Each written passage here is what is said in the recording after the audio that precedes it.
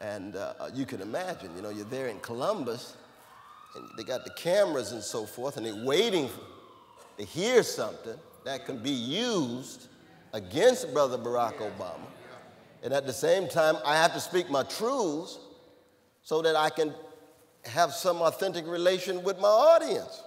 So I'm just walking a tightrope in that regard. I think the important thing is to try to be honest with people. You just have to respect the people enough to tell them the truth. And so very much like I'm telling you, I tell them, I say, you all ought to know, we got 20-some days before the election.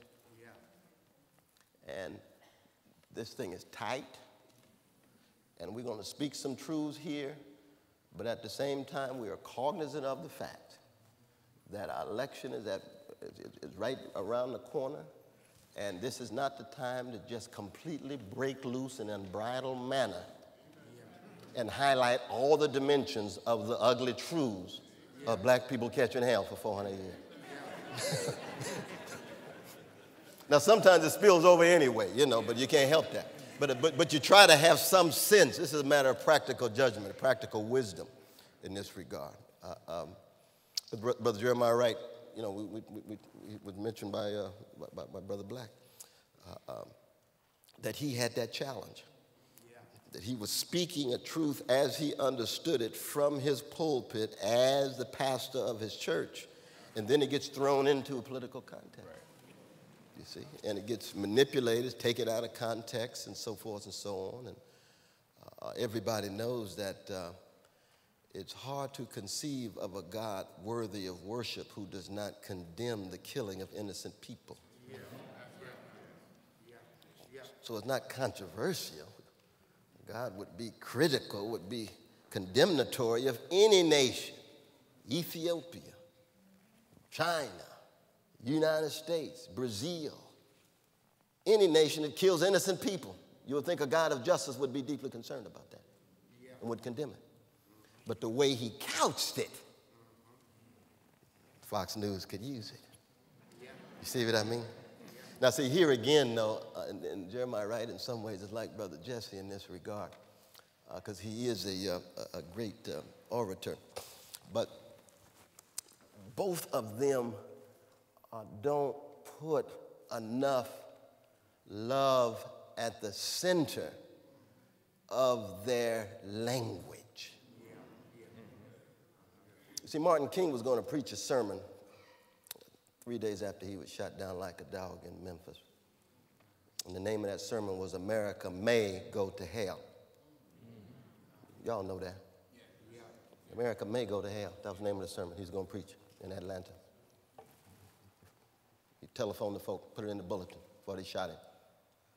Now, what Martin was going to say was similar to what we could hear from Brother Jesse and what you can hear from Brother Jeremiah. You see? Because he was talking about the Vietnam War, the criminal slaughter of precious women and children in Vietnam and so forth. But Martin would put so much love in it. He would say it with such agony and anguish. You could see the tears coming out of his eyes and saying America may go to hell because they're not meeting the challenge of love and justice, that people couldn't somehow just trash it.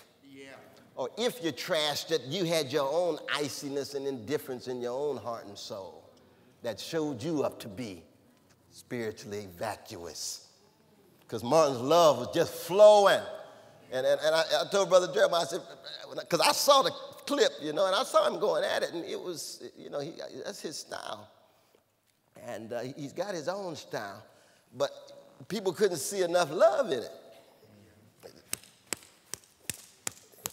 You see, that's one thing. You said the exact same thing, just like that, and put some love in it. But it gets in there, and then it hits, you see. Because you got to have that graciousness and bite. You can't just hit with a sledgehammer, because a sledgehammer doesn't have the love in it.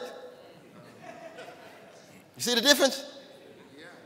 Well, this is very important, and this is really what we need these days, precisely because the polarization is so intense.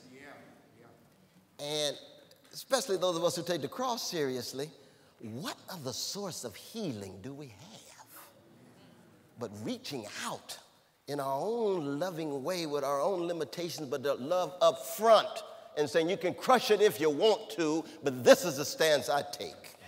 Yeah. Well, let me ask kind of a related question. Yes. From an international perspective, my sense is that there's a growing perception, maybe it's not growing, maybe it's always been there, that an American is an American and is an oppressor, whether he or she is white, black, or Latino. What do those of us who are trying to work for global justice do to not be in company with the very ones that we're fighting when it comes to our interactions with the rest of the world? Now, I find that in traveling, people want to talk about Martin King and Fannie Lou Hamer, Malcolm X, and so forth.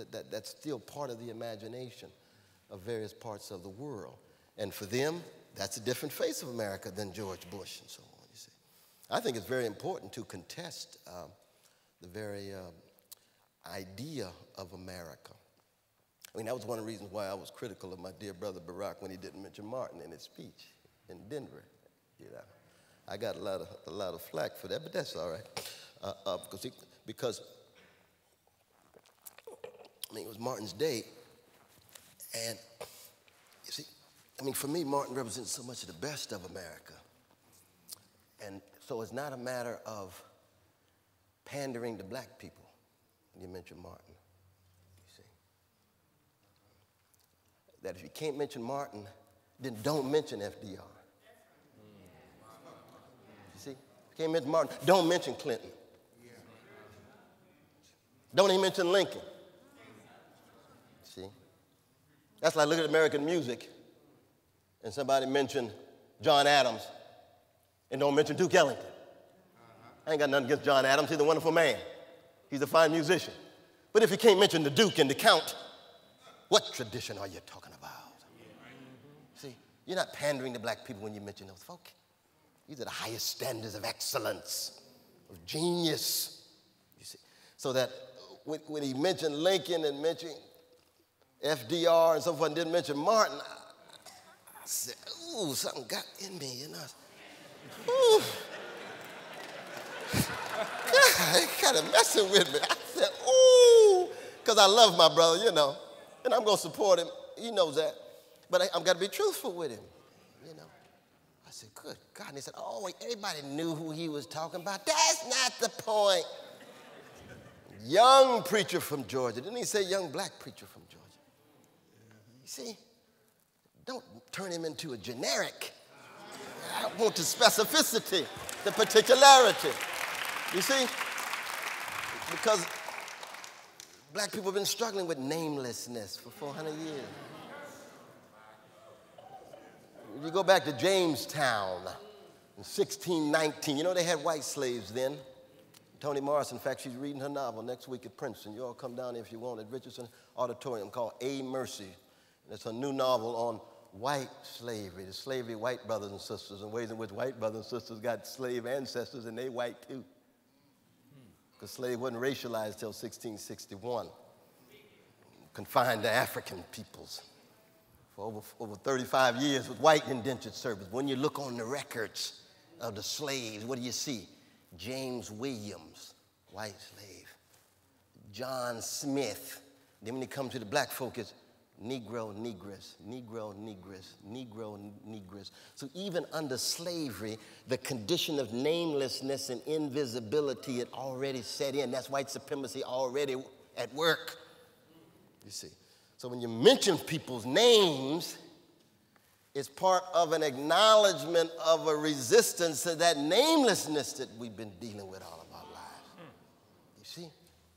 That's one reason why black parents give their children the names that they give them.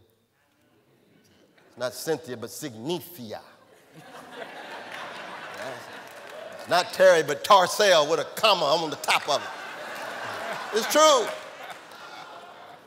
Because this little precious baby is going to be dealing with conditions of namelessness and invisibility so intense that when you mention the name, I have to spell it. You're going to have to remember it's going to be so distinctive and unique and irreproducible to keep track of our humanity.